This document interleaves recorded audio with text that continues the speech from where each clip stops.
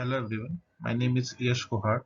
So today I'm presenting my analysis on the machine learning dataset known as Ghost, Ghoul and Goblin. So let's begin. So first of all, let us understand our dataset. So dataset has 7 features. First is the ID of the creature, then average length of the bones, then the rotting flesh percentage in the creature, then the length of the hair and the percentage of soul in the creature, the color and type of the creature. So as you can also see this sample data on the bottom left corner.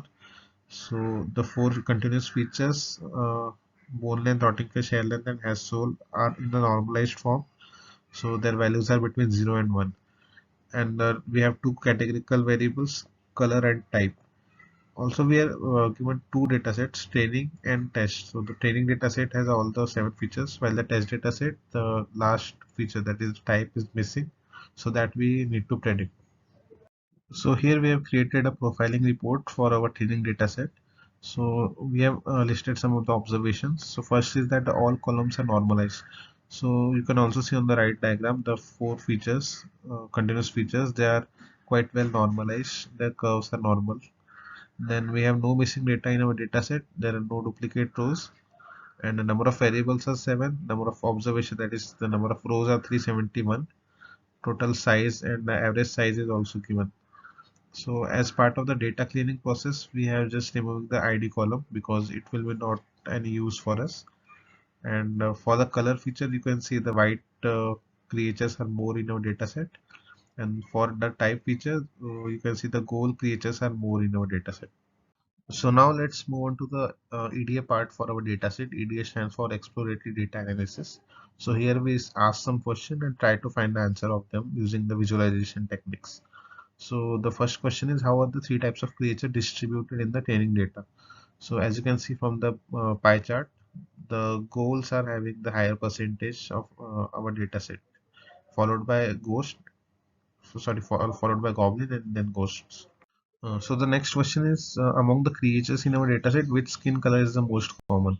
So again, as we can see from the pie chart, the white color is the most dominant because its percentage is 36.9, and it is followed by clear color, then green, black, blue, and then blood color. Next question is, which is the most common skin color among ghosts? So in here we can see white is again dominating. Next is the most common skin color in the ghouls. So again in the ghouls also the white color is the dominating one, followed by clear. So next is the most common skin color among goblins. So here the clear color is more dominant than white, and followed by green, black, blue, and then blood color. So next is the distribution of the continuous feature in our data sets. So as we've already seen in the profiling report, all the features are well normalized form. Next question is, how the values of the 4 continuous variables distributed with respect to the 3 categories of the creature. So here we are seeing the box plots. We have got 3 box plots, one for each category, and it gives a good comparative visualization among the 3 creatures. So on the y-axis we have the features, continuous features, bone length, rotting flesh, hair length, and hair soul. And in the x-axis we have the values. So as you can see, for the bone length feature, the ghost bone length is smaller than the other two. In rotting flesh feature, the ghosts are having the more rotting flesh percentage. Then the length of the hair of ghouls are more as compared to other two. And in the head soul category, you can see again the ghoul is having the more percentage of soul present inside them. So the next question is, which creature has longer bones on average? So I have just computed the average bone length as per the creature types. So as a result from the bar graph, we can see that the ghoul creature has longer bones as compared to other 2 creatures. Next question is, which creature has more percentage rotten flesh on average? So again here the ghost is having the more percentage of rotten flesh. So the next question is, which creature has longer hairs on average? So again from the bar graph you can see that the ghoul creature are having longer hairs as compared to ghost and goblins. Next question is, which creature has got more percentage of soul left on average? So again the ghoul creature is having the higher percentage of soul inside them as compared to other 2 creatures. So the next question is how the continuous features are related to each other. So for that we have plotted a pair plot, and for each category we have given three different colors.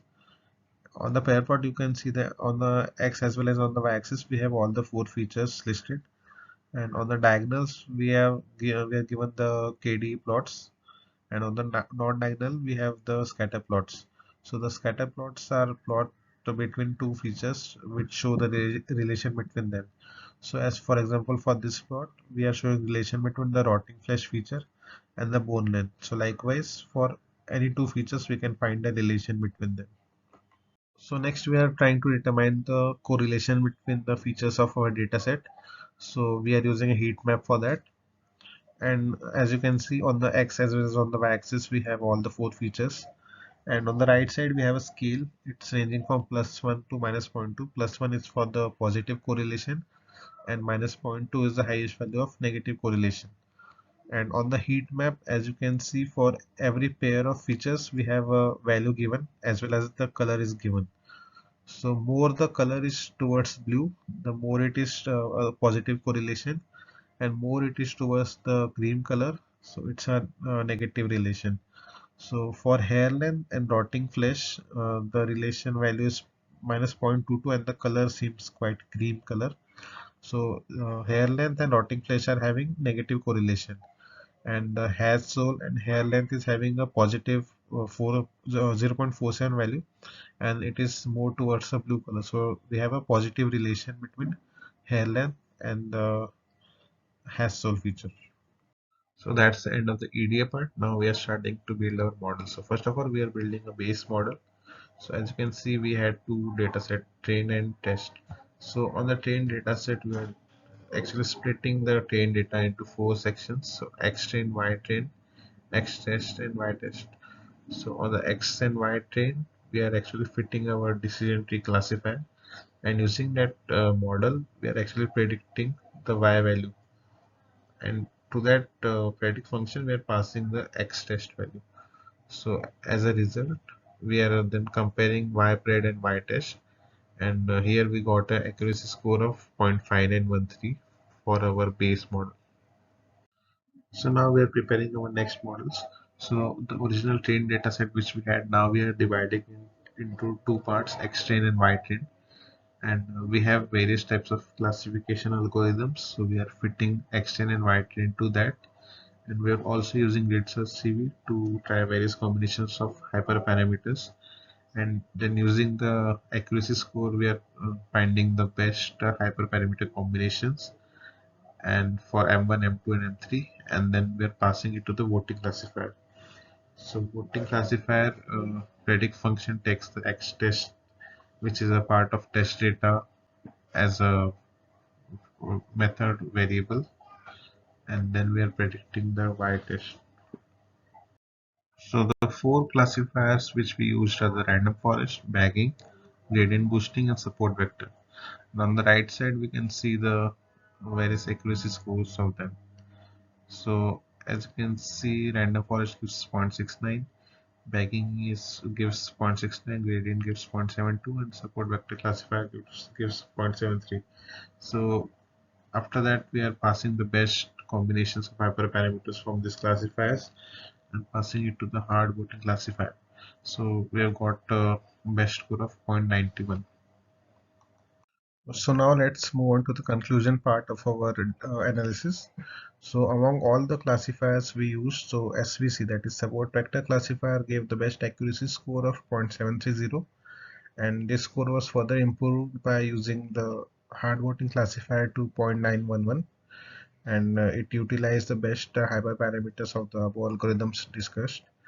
And after that we were successfully able to predict the type of creature from this new model for our test data. And as you can see on the bottom there's a screenshot. So the last column, that is spread type, is what we have predicted using this new model. So that's all from my analysis on the ghost, goblin and gold dataset. Thank you.